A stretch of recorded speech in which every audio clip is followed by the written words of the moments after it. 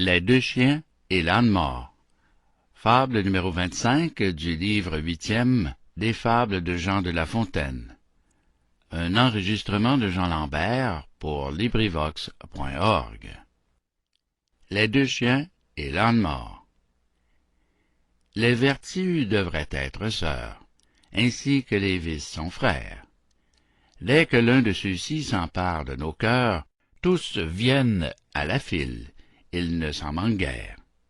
J'entends de ceux qui, n'étant pas contraires, peuvent loger sous même toit. À l'égard des vertus, rarement on les voit, toutes en un sujet éminemment placé, se tenir par la main sans être dispersés. L'un est vaillant mais prompt, l'autre est prudent mais froid. Parmi les animaux, le chien se pique d'être soigneux et fidèle à son maître, mais il est sot, il est gourmand.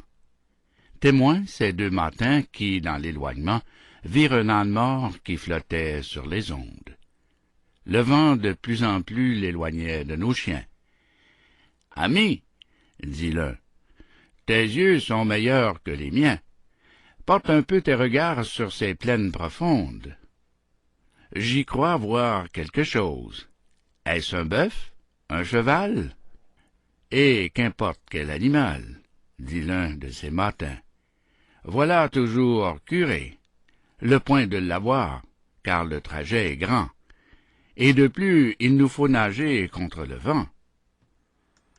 Buvons toute cette eau, notre gorge altérée en viendra bien à bout. Ce corps demeurera bientôt à sec, et ce sera provision pour la semaine.